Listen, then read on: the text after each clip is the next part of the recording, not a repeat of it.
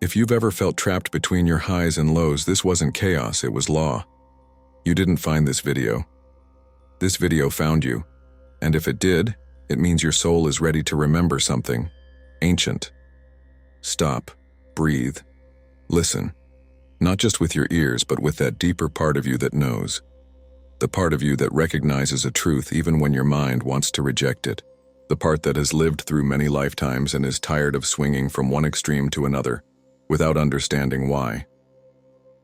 Let's begin with a confession that few dare to make in the spiritual world. The higher you rise, the harder you fall. And that's not a punishment. It's a pattern. It's not your mindset. It's not your trauma. It's not karma biting back. It's not Mercury retrograde. It's something much deeper. It's rhythm, a hidden law, a forgotten force, a divine pendulum that swings through every part of your existence, from your thoughts to your emotions, from your relationships to your spiritual path. And until you understand this law, you will keep mislabeling sacred rhythms as personal failures. You see, we live in a world that worships the high and demonizes the low.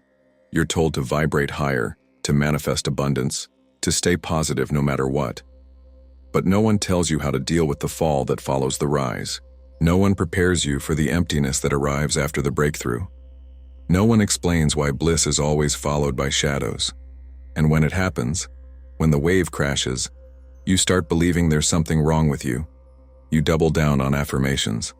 You binge spiritual content. You shame your sadness. You try to raise your vibration like it's a hot air balloon. But it doesn't work, because you're not broken. You're rhythmic. Everything in nature moves in cycles. Everything breathes. Everything pulses.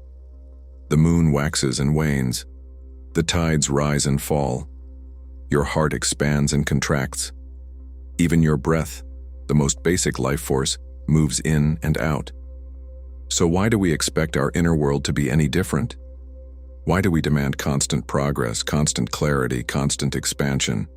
Because we've been sold a false promise that growth is linear, and that we can upgrade our spiritual life the way we upgrade our phones.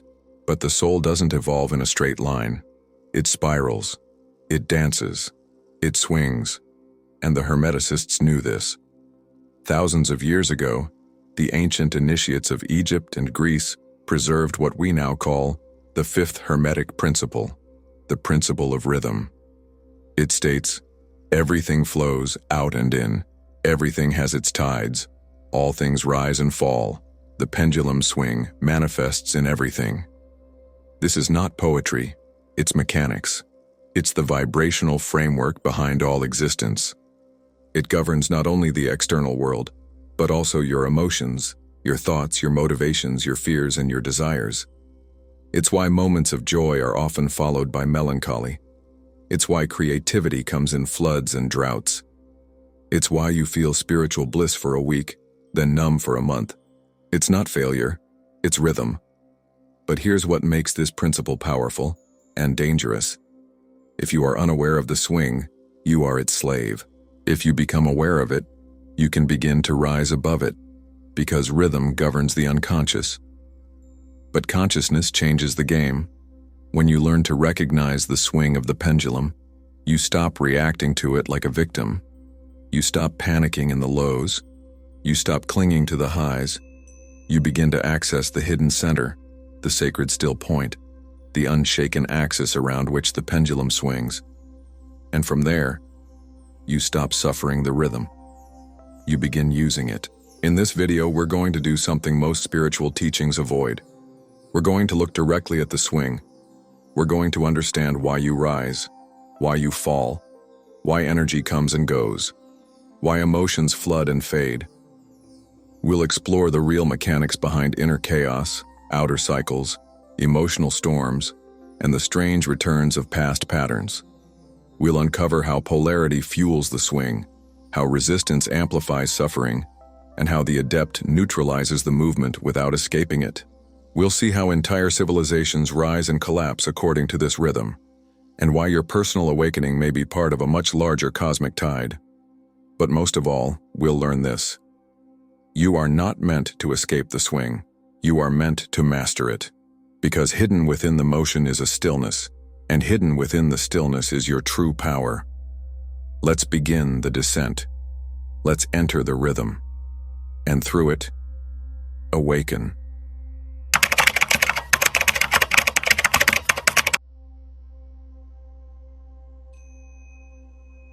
Before anything was named, before time had meaning, before even the first spark of creation ignited, there was rhythm. Not a sound, not a beat, not music, but a sacred pulse, a vibration that breathed all things into being. In the ancient teachings of Hermeticism, this pulse is not metaphor, it is law. It is the unspoken contract of existence, and its name is the principle of rhythm. From the cosmic to the cellular, from the spiral arms of galaxies to the breath entering your lungs, everything expands and contracts. Everything inhales and exhales. Everything rises and falls, flows and ebbs, blooms and withers. This is not coincidence. This is not randomness. This is law. Everything flows out and in. Everything has its tides. All things rise and fall. The pendulum swing manifests in everything. The measure of the swing to the right is the measure of the swing to the left. Rhythm compensates. This line from the Kybalion is not just poetic. It's mechanical. It describes the vibrational structure behind everything that exists. It governs far more than most of us realize. You might think your life is moving in a straight line, always progressing forward like climbing a ladder. But nature doesn't move in straight lines. It spirals, it waves, it dances. The Hermeticists knew this long before science caught up. Long before we had words like wave functions, frequencies, or cycles, the ancients understood. Reality is rhythm. Everything you can perceive is a layered sequence of pulses. Your body runs on circadian rhythms. Your brain oscillates in alpha, theta, and gamma waves. Your heartbeat rises and falls. Your hormones surge and fade. Your thoughts, even your motivation and inspiration, follow a rhythm of arrival and disappearance. Life is not random. It is orchestrated, and the principle of rhythm is the conductor. It's as if your soul is moving through an ancient symphony, with every peak and valley perfectly composed. But to feel that music, to move with it, you must stop resisting the pauses. Most of us weren't taught this. We were taught that silence means failure, that stillness means stagnation, that when nothing is happening, it's time to panic. But nature, your most honest teacher, says otherwise. After the bloom comes the decay. After the harvest, the barren field. After action, rest. And yet the seed that lies dormant beneath the winter soil is not dying. It is becoming. You are not stuck. You are exhaling. And just like the breath in which moves in and out with divine consistency, your life also requires contraction. Stillness, the pause before the next rise. But what happens when you forget this? You panic during the pause. You grasp during the fall. You mistake the exhale for death, when it's simply part of the cycle of becoming. You try to force the inhale again, trying to push the next creative wave, trying to manifest through exhaustion, trying to climb when you're meant to rest. And that's when suffering begins. That's when burnout, doubt, confusion, and disconnection creep in. Not because the universe has abandoned you, but because you're trying to override a sacred law. Now take a slow, conscious breath and notice what happens. There's an inhale, expansion, a slight pause, a moment of balance. Then the exhale, release, and another pause, a return to stillness. This is the cycle behind all things: expansion, transition, release, return. The principle of rhythm is encoded even in your breath. It's not separate from you. It is you. When you feel low, uninspired, unmotivated, it's not because you're broken. It's because you are in the resting arc of the pendulum. And if you allow it, without panic, without shame, without trying to fix it, you'll find that the rhythm carries you back again. Because the principle of rhythm guarantees that what falls will rise, what fades will return, what sleeps will awaken, but only if you let it. The reason life feels chaotic is not because rhythm isn't there, but because we've been taught to ignore it. If you've ever felt overwhelmed by the unpredictability of your inner world, if you've wondered why inspiration arrives in waves and then vanishes, if you've felt yourself swinging between poles and couldn't understand why, it's time to stop calling it chaos. It's not chaos. It's a code, a natural ancient law that governs the pulse of your existence. And now that you see it, you can begin to move with it, not behind it, not ahead of it, with it. That's the first step in mastering the principle of rhythm. To remember that your soul is not linear, it is cyclical, and every breath you take is a cosmic mirror of the divine rhythm behind all things. Let's go deeper, because rhythm is not just about balance, it's about intelligence, it's about timing. There are moments when the universe breathes out in synchronicity with your deepest desires, and there are moments when it contracts, pulling inward, asking you to wait, to rest, to listen. Most people only trust the expansion, but the contraction holds just as much wisdom. In fact, contraction is where your inner roots grow. It's where the unseen work happens, where identity melts, where silence speaks, where the next version of you prepares to emerge. The question is, can you remain faithful in the pause? Can you keep your inner flame alive in the darkness between pulses? Most spiritual seekers want transcendence. They want bliss. They want to escape the lows and hover in permanent light. But that is not mastery. That is avoidance. The adept walks with both light and shadow rise and fall, because they understand that rhythm is not here to be escaped. It is here to be integrated. The power is not in avoiding the swing, but in dancing with it. You don't fight the wave, you ride it. You don't reject the winter, you embrace its teachings. When you live this way, something extraordinary happens. You begin to trust life again. You begin to feel the deeper rhythm underneath the surface noise, the sacred hum beneath the chaos, the pulse of the cosmos beating inside your own chest. And in that recognition, you no longer fear the silence. You no longer fear the stillness, because now you know. It's all part of the music. Let us now turn our attention to the deeper mechanics behind this rhythm, to the forces that fuel the swing, and to the opposites that set the pendulum in motion. The journey continues.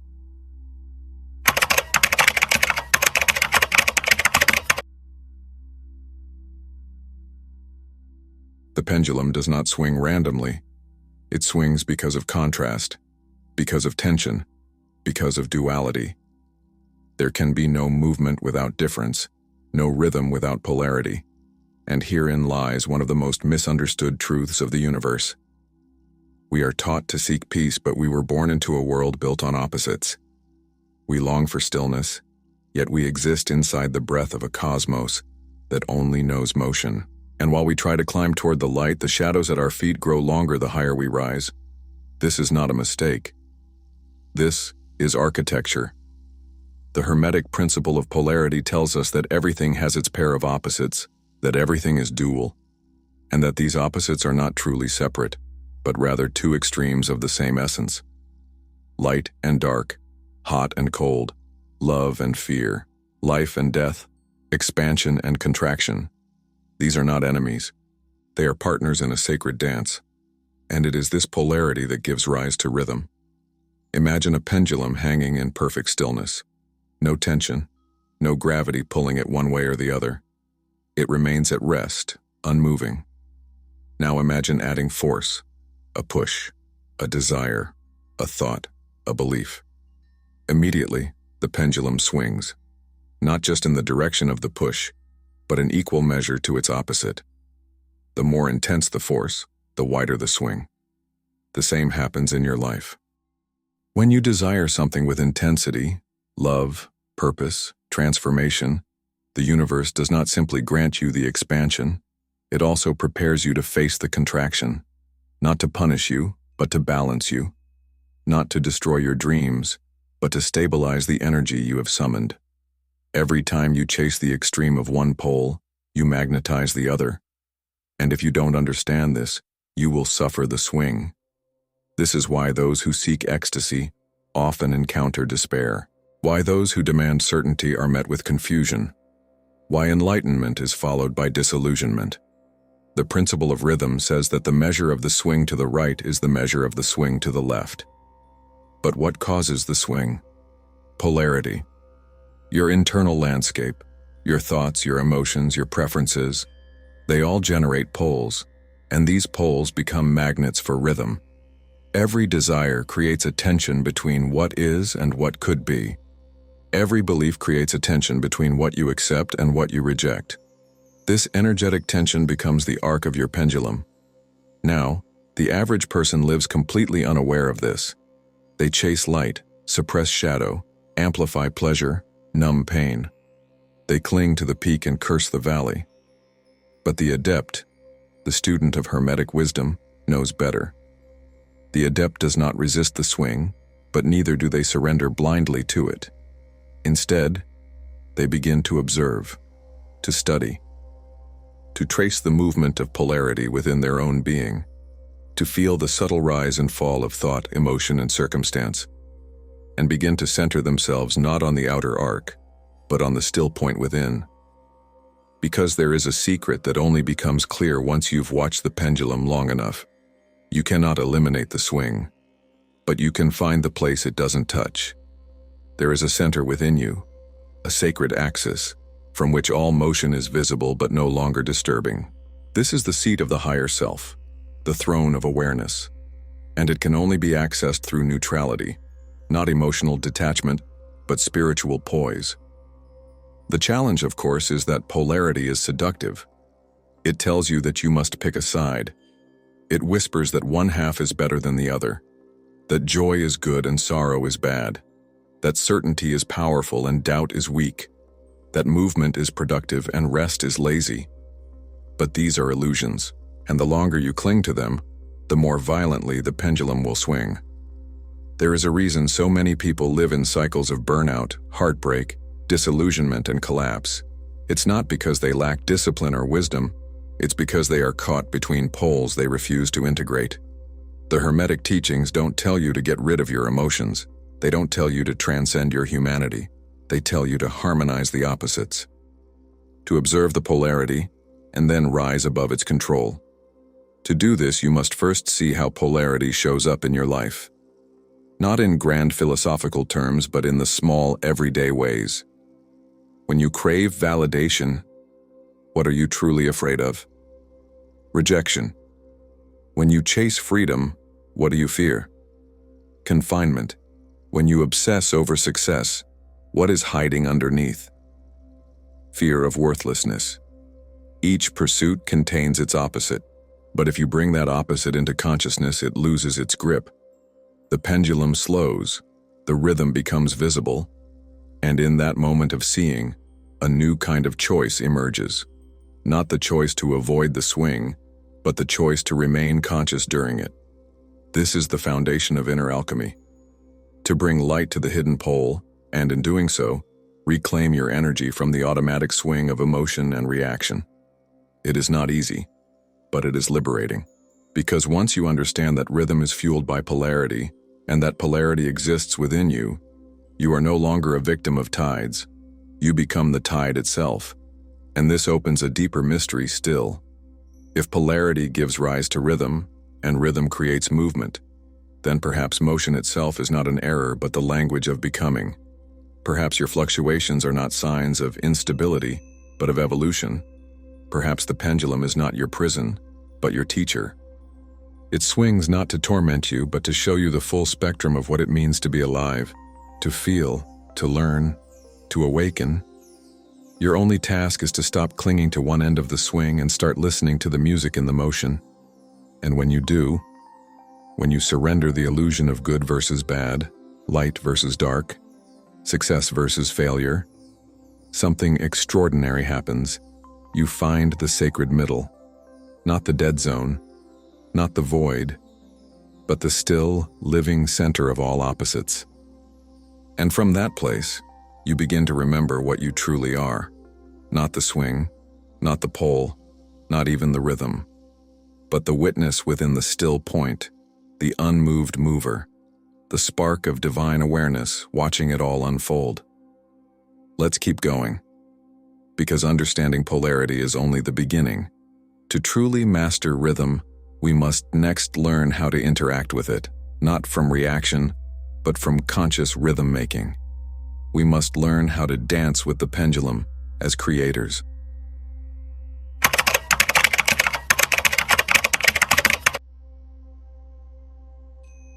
If you've ever felt exhausted from trying to keep it all together, if you've ever held on to hope so tightly that it turned to pain, if you've ever resisted the fall because you were terrified it meant the end, then you have already met this law. The principle of rhythm doesn't hurt you. What hurts is the resistance. Resistance is not strength, it's friction. And friction in a rhythmic universe is not natural, it's a cry of misalignment. When you resist the natural swing of life, you generate suffering. Not because the swing itself is wrong, but because you've been conditioned to believe that only the rise is good and the fall is a punishment. You've been trained to panic in the dip, to fear the pause, to muscle through the stillness. But all of that effort, all of that force, all of that clinging, only amplifies the swing. Like a child grabbing the edge of a moving carousel, your resistance doesn't stop the motion. It drags you along the edge, scraping, spinning, breathless. And you call this being strong. But what if strength is not the grip, but the release? The moment you let go of control, not in defeat, but in trust. You shift from friction to flow. You stop being dragged and you start being carried. Not aimlessly, not blindly, but with full presence. You become a participant in the rhythm, not a prisoner of it. There's a profound difference between pain and suffering. Pain is the swing. Suffering is the resistance. Pain is built into the cycle. It's the necessary tension that brings growth, transformation, and clarity. Suffering arises when you reject that pain, when you try to fast forward, when you numb, distract, or suppress. But when you allow pain to speak, when you let it move through you without judgment, it transforms. It carries wisdom. It passes, because it's part of the breath. And breath, as we've seen, is not just biological, it's mystical. Inhale, pause. Exhale, pause. Life, death, life again. But what happens when you try to hold the inhale? To stay at the top of the wave? To stretch the peak infinitely? You suffocate. This is what most people are doing with their lives. Clinging to the inhale, trying to stay up. Holding on to clarity, success, love, certainty, as if these things define them. But life, like breath, requires release. You must exhale. You must let go. You must descend before you rise again. Those who ignore this law suffer the most. Because they live in fear of the fall. They do everything in their power to avoid it, distracting themselves with noise, overworking to stay productive, spiritual bypassing to stay positive, or forcing relationships, identities, or goals long past their natural rhythm. And then when the fall comes, as it must, it hits like collapse. But it doesn't have to. The Hermetic masters taught that suffering is not in the motion, but in the misunderstanding of the motion, that the swing is predictable, natural, and purposeful, but only if you meet it with awareness. To resist the swing is to deny the intelligence of the universe. Because the downward arc is not regression. It is recalibration. The pause is not punishment. It is preparation. The descent is not death. It is descent into soul. The seed must split open before it can grow. The night must come before the dawn. The ego must soften before the soul can emerge. When you understand this, you stop making the swing personal. You stop seeing the low as a reflection of your worth. You stop thinking the pause is your fault. Instead, you begin to ask wiser questions. What is this moment asking me to release? What part of me is trying to control what must unfold? Where am I clinging to a rhythm that has already changed? And slowly, you become more attuned. You start to feel the subtle shift of tides. You begin to honor your inner seasons. There will be times when your energy pulls inward and the world tells you to keep pushing. Don't. Listen to the pull. There will be moments when things are falling apart, and every voice in your head screams to hold it together. Don't. Let it unravel. There will be seasons when you feel empty, disconnected, hollow. But that emptiness is not void. It is space being made. It is the sacred vacuum before something new emerges. Resistance delays that emergence. It stiffens the energy. It holds decay in place instead of allowing it to become compost. Everything in nature dies into something. Only humans try to stop the process midstream. We freeze grief. We bottle emotion. We fake smiles. We grind forward when our soul is asking us to go still. But the cost is high. Suppressed rhythm becomes internal chaos. Denied flow becomes anxiety. Repressed emotion becomes illness.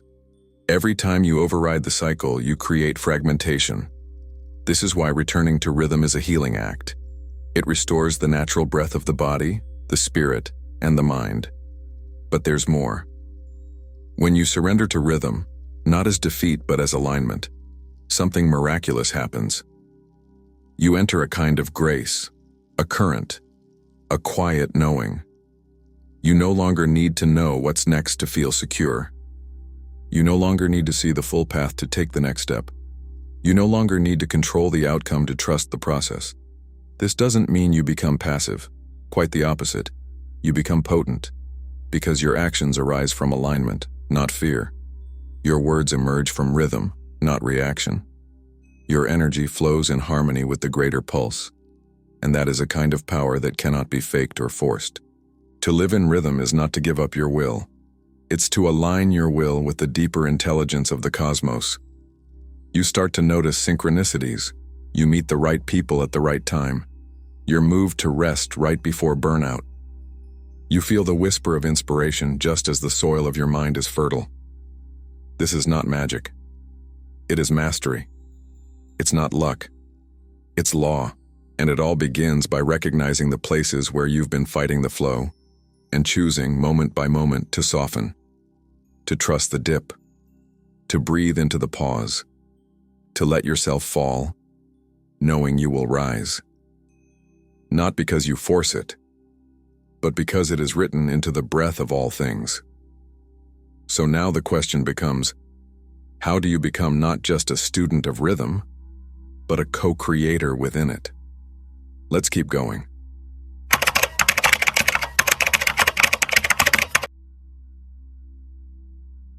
To live in harmony with the principle of rhythm is not just to surrender, it is to participate, to move from passive observer of life's waves to conscious surfer of the cosmic tide. Most people believe they are at the mercy of life's changes. That rhythm is something they endure, not something they influence. They feel tossed by the winds, caught in patterns, moved by forces they do not understand.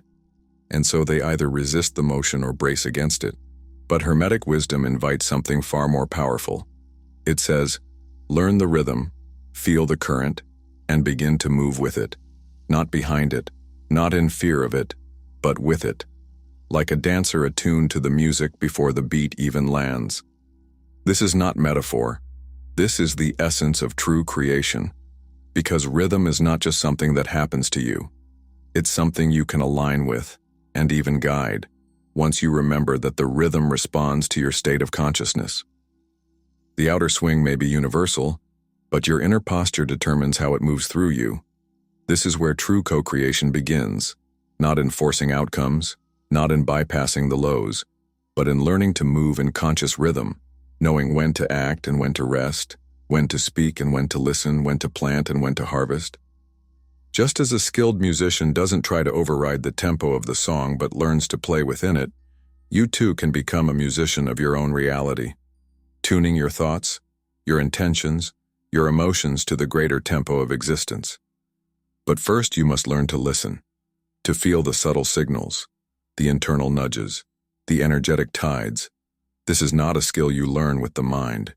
It's a remembering of something ancient within the body. It is a kind of sacred sensitivity, not hypersensitivity to the chaos of the world, but deep sensitivity to the quiet cues of spirit. And once you attune to these cues, you begin to live differently. You stop initiating projects when your energy is in contraction. You stop forcing relationships when your soul is withdrawing. You no longer panic when doors close, because you sense the inhale behind the exhale, the next beat forming in the silence. You start to live by rhythm, not by habit. This shift is radical, because the world you live in does not honor rhythm. It honors hustle, constant output, linear productivity, endless expansion. But the soul cannot survive in endless expansion. Nothing in nature blooms all year. Nothing that grows does so without rest. Even the sun disappears each night. Even the ocean pulls back before it surges forward again. So when you step out of linear time and into rhythmic time, into cosmic time, you begin to reclaim your soul's natural pace. You no longer judge yourself by the speed of others. You no longer measure your worth by your productivity. You measure by alignment. This is sacred timing. You realize that everything you're meant to do, create, become, has its own pulse. And your job is not to push it into form prematurely, but to hold it gently, nourish it, and move when the rhythm invites you forward. This is not passivity. It is precision. And it's here that your creative power amplifies. Because when you align with rhythm, your actions gain force. They carry the wind of nature behind them. You stop wasting energy trying to swim upstream, and you begin flowing with a current that magnifies your intentions. You may have noticed this in moments of grace, those days when everything seems to click, when inspiration flows, when synchronicities line up, when you say the right thing at the right time, when ideas emerge fully formed, when work feels effortless and joy returns like an old friend. These moments are not accidents. They are glimpses of coherence. They happen when your inner rhythm matches the cosmic rhythm, when your breath, your energy, and your choices align with what wants to happen. And the more you live this way, the more those moments multiply. But you must be willing to let go of artificial timing, of deadlines that choke creativity, of pressure that overrides presence, of urgency that silences intuition. You must learn to live by the seasons of the soul, to become a gardener of inner time. There will be winters of stillness when nothing seems to move, but your roots are deepening. There will be springs of inspiration when ideas blossom quickly. Follow them. There will be summers of action when energy is high and things manifest. Move with clarity. And there will be autumns of letting go when it's time to release. Honor that too. Each phase is sacred. None is superior. All are necessary. This cyclical intelligence exists not just in nature, but in your emotions, your relationships, your spiritual path, even your breath. To deny one phase is to distort the rhythm, and distortion always leads to dissonance. But coherence, the state where your energy aligns with truth, emerges when you embrace all phases, when you act when it's time to act, rest when it's time to rest, speak when the voice is ripe, wait when the path is unclear. You begin to feel less like a performer trying to impress life, and more like a vessel through which life flows. And here's the miracle. Life responds. When you live in rhythm, life brings you the right opportunities at the right moment, not because you forced them, but because you became available. When you are in rhythm, people feel it. They trust you more. They're drawn to your presence. Because rhythm creates coherence, and coherence is magnetic. And when challenges come, as they always will, you're no longer shaken. Because you no longer see difficulty as failure. You see it as part of the rhythm. You trust that even in the descent, you are not losing your path. You are moving with it. Deepening, softening, becoming more whole. This is the way of the adept, to live as one who no longer fears the swing, to act not from impulse, but from rhythm, to create not from pressure, but from pulse. You are not here to chase rhythm. You are here to embody it. And when you do, you become the tuning fork for others, an example of what it looks like to live in trust, in harmony, in sovereign flow. Let's continue. Because the path doesn't end at alignment. Once you learn to live in rhythm, the next step is to use it as a tool for healing, for transformation, and for deep energetic mastery.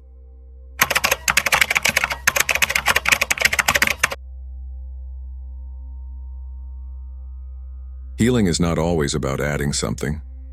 Often it is about remembering something we've forgotten, something ancient, innate, woven into the blueprint of our being.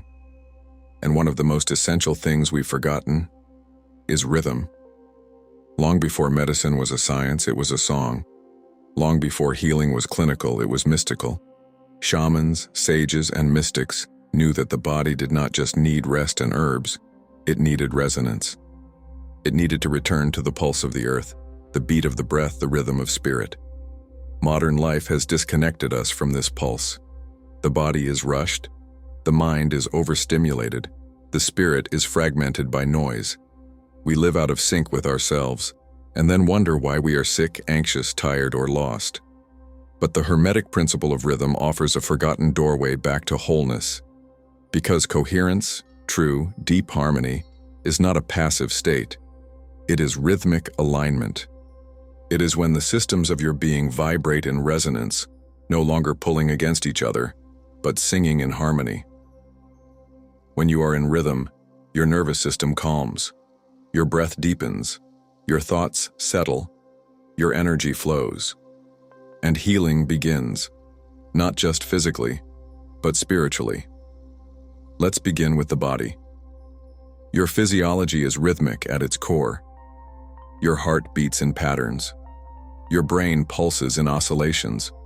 Your cells communicate in electromagnetic waves. Even your DNA vibrates with a unique frequency. When these rhythms are interrupted, by stress, trauma, disconnection, the body loses its sense of time. Systems go out of sync, hormones misfire, organs overwork, the immune system weakens. This is not just biological, it's rhythmic dissonance. Healing, then, is not just about treating symptoms, it's about restoring the inner tempo, about bringing the body back into a state of resonance with life. This is why practices like conscious breathing, sound therapy, movement, chanting, and even silence are so powerful. They restore rhythm. They remind the body of its natural pace.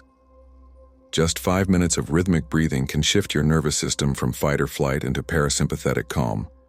A single tone, when sung or heard with presence, can begin to recalibrate your energy field.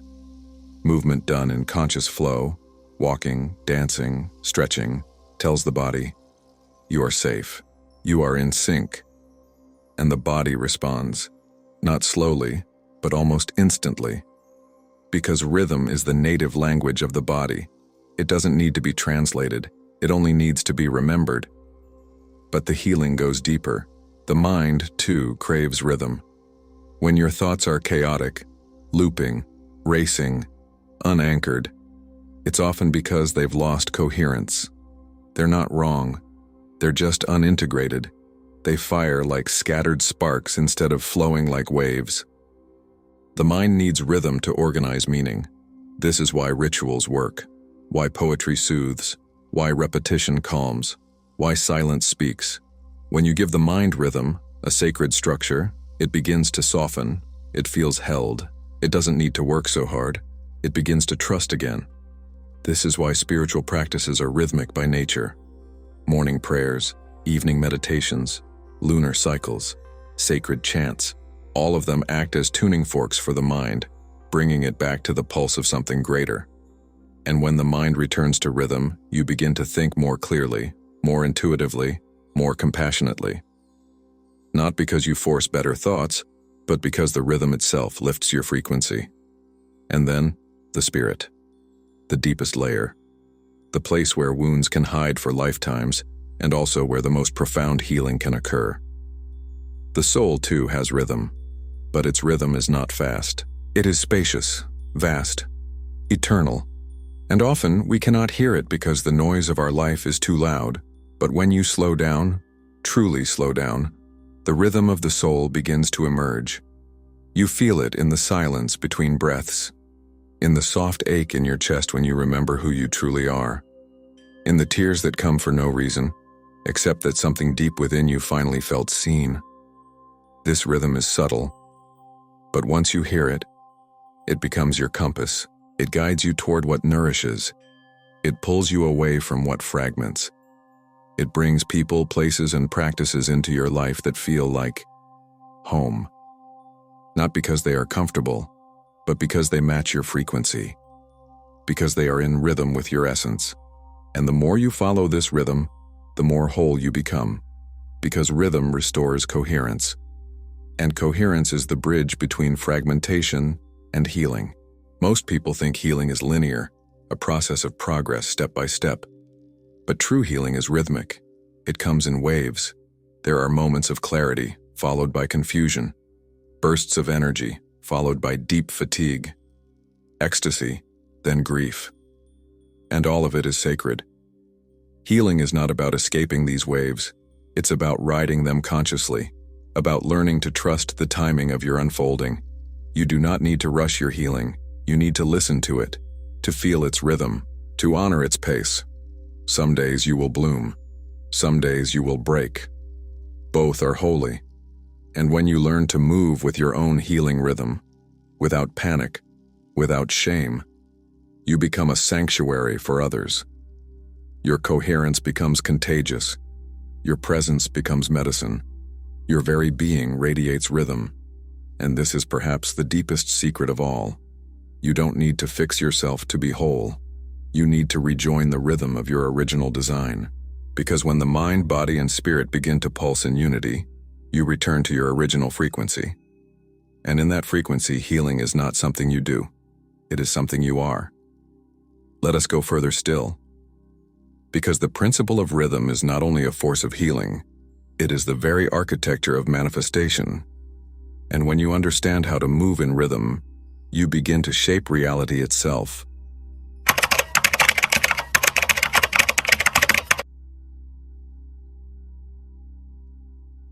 Manifestation is not magic, it is music. Not a trick of the will, not a flash of desire, but a rhythm. A pulse of energy that moves from the unseen into the seen, from idea to embodiment, from inner spark to outer form. And the principle of rhythm is the metronome behind it all. When most people think of manifestation, they imagine making something happen through intention, focus, and energy. But they often ignore the most vital element of all: timing. You can have the right vision, the right energy, and the right desire. But if your rhythm is off, the creation stalls. Because rhythm governs the unfolding of all things. It is the silent tempo behind every becoming. And to manifest is not to force reality, but to ride the wave of its pulse.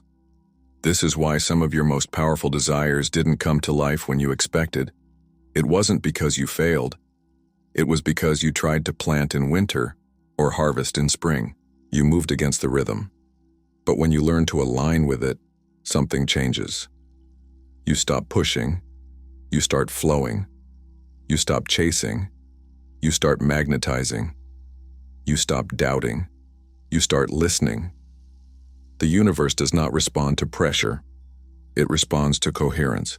And coherence emerges when your desire, emotion, thought, and timing all beat in the same rhythm. This is not about passivity. It's about precision. It's about knowing when to act and when to pause, when to speak and when to wait, when to leap and when to gather energy, when to plant and when to let go. Because every act of creation has a pulse. The idea arrives in a flash. That's the spark. It brews in silence. That's the gestation. It stirs your energy. That's the initiation. You take aligned action. That's the embodiment. And then you release control. That's the surrender. These phases are not random. They follow a rhythm, a cycle. And the more attuned you are to your own cycles, the more fluid your manifestations become. This is what separates those who create from force and those who create from flow. The first group burns out. Their manifestations feel heavy, temporary, or off target. The second group seems to move effortlessly, pulling visions into form like dancers catching wind. Not because they're lucky, but because they're rhythmic. Let's go deeper. Rhythm and manifestation are deeply entwined because the universe itself is built on wave patterns. Light is a wave. Sound is a wave. Emotion is a wave. Thought is a wave. Everything vibrates, and everything vibrational is rhythmic. This means every thought you hold, every feeling you dwell in, every word you speak, it all generates a frequency. And frequency doesn't just float in space. It moves, it pulses, it echoes. It's not enough to think abundance. You must become a rhythmic match for abundance. Not just in mindset, but in timing, in embodiment, in action. You must align your breath, your pace, your emotional state, and your environment with what you're calling in. If your energy is scattered, if your actions are rushed, if your rhythm is chaotic, the signal you send out is distorted, and distortion creates delay. But when your frequency is clean and coherent, the manifestation lands not by force, but by law. The ancient mystics knew this. This is why their practices were so rhythmic. They prayed at sunrise, meditated with breath, moved with the moon, spoke words with cadence, chanted in repetition, because rhythm amplifies intention. It sharpens energy, it clarifies the signal, it anchors the unseen into the seen. And here's the secret. Your life is already manifesting something, right now, not because of what you want, but because of the rhythm you live in, your habits, your thoughts, your morning pace, your emotional tone, your relationship with time. All of it forms a rhythm, and that rhythm becomes a magnet. The more coherent, conscious, and intentional it is, the more powerful the manifestation. So ask yourself, what rhythm are you living in? Is it rushed, anxious, scattered? Or is it intentional, spacious, attuned? Are you planting seeds with presence? Are you tending them with patience? Are you letting go when the season shifts? Because manifestation is not a command to the universe. It is a dance with it, a call and response, a harmony. You move, it moves. You quiet, it speaks. You act, it aligns. And once you understand this, you stop fearing delay. You realize that delay is not denial. It's rhythmic refinement. That waiting is not weakness in its energetic weaving. That timing is not an obstacle. It's an ally. This is especially true for your biggest visions, because the larger the creation, the more complex the rhythm. Some things arrive in a single beat. Others take seasons to orchestrate, not because you are unworthy, but because the rhythm must be complete. And when it arrives, truly aligned, it will feel not just right, but inevitable, as if it had been pulsing toward you all along. That's the power of rhythmic manifestation. It doesn't shock you, it doesn't deplete you, it completes you, because it's not just something you create, it's something you remember, a frequency that was always yours, now returning home. So what's next?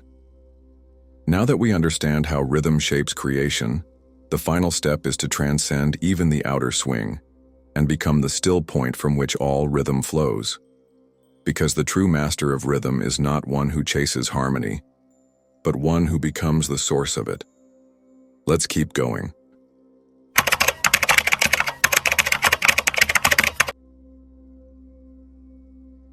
At the heart of every swing, there is stillness. Not absence, not nothingness, but stillness. The silent center that does not move even as the world rises and falls around it.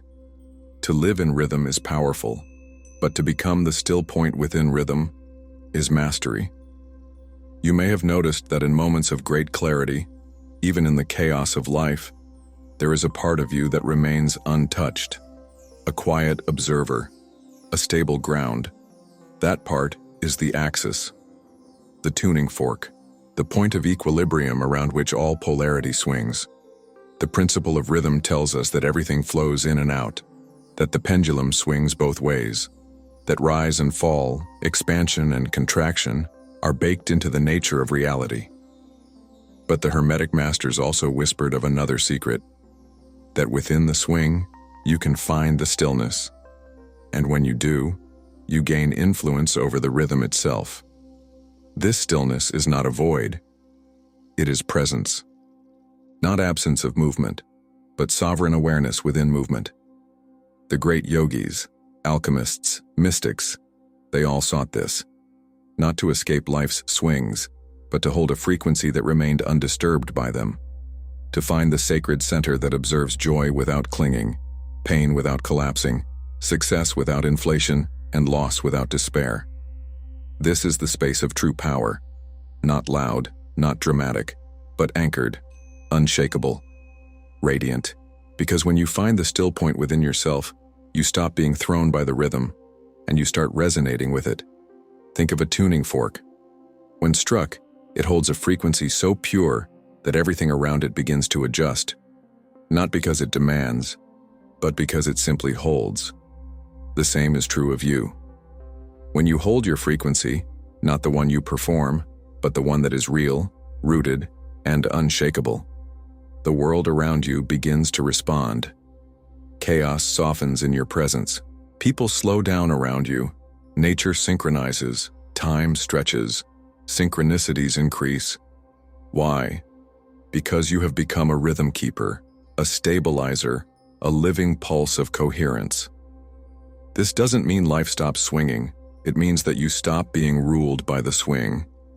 You ride the highs with grace. You descend with dignity. You act without urgency. You wait without fear. You trust the tempo because you know you're not just in rhythm. You are rhythm, and from this still point, your energy becomes medicine. Your words carry depth. Your silence speaks louder than noise. Your presence heals without effort. Your decisions land without force. People often ask how to be of service in a chaotic world. The answer isn't always action. Sometimes it's frequency. To hold a still, coherent, resonant frequency in a world of dissonance is a revolutionary act. You become a mirror, a reminder, a recalibration point for those who have forgotten their own rhythm. But here's the challenge. The world will try to pull you off center. It will lure you into its panic. It will bait you into extremes. It will tell you that stillness is laziness, that presence is naivety, that slowness is weakness. You must not believe it. The storm may rage around you, but if you protect the flame of stillness within, you will not be consumed. This is not denial. This is discernment. You are not avoiding the rhythm, you are anchoring it. And sometimes this anchoring requires solitude. Stillness must be cultivated. It cannot be faked. It is born in silence, nurtured in depth, and tested in motion. So ask yourself, where am I still performing rhythm instead of becoming it? Where am I chasing swings instead of holding center? Where am I allowing the world to tune me rather than standing as the tuning fork? This is not about perfection, it's about returning. Over and over again you will be pulled. You will feel the sway of emotion, the weight of desire, the sting of rejection, the high of victory. That's natural. But mastery is not about never swinging. It's about returning to center faster and deeper each time. With practice, this center becomes your home. It becomes the place you live from, the axis of your being, the eye of the storm, the throne of your sovereignty. And from this place, you begin to live differently. You don't seek validation because you already feel whole. You don't rush decisions because you trust timing. You don't crave attention because your presence speaks. You don't fear loss because you're not clinging to the swing. And eventually something else emerges. You start to feel joy, not as a peak emotion, but as a frequency. Quiet, constant, unconditional. Not the joy of outcomes, but the joy of coherence. The joy of being in alignment with the pulse of life. The joy of feeling your inner rhythm match the cosmic beat. This joy is not loud. It is holy. It radiates through your skin. It softens your eyes. It deepens your breath. It makes you magnetic, not because you are trying, but because you are real. And this, perhaps, is the deepest secret of rhythm, that it is not just a force to ride. It is a frequency to become. You are not here to survive the swing. You are here to sing through it, to breathe with it, to pulse as it, to be the still point in a world of motion, not above the world, not apart from it, but fully within it, grounded, radiant, rhythmic. This is the work of the initiate. This is the power of the Hermetic path. This is how you become the tuning fork. And now, we arrive at the final breath, the closing rhythm, where we bring all of this together and open the door to what comes next. Let's conclude.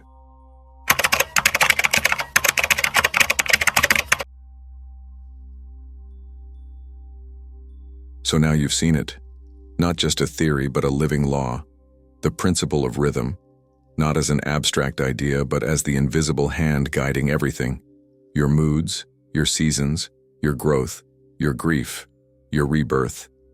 You've walked through its currents, you've felt the pendulum swing, and perhaps somewhere in this journey a part of you remembered, this isn't chaos, this is law.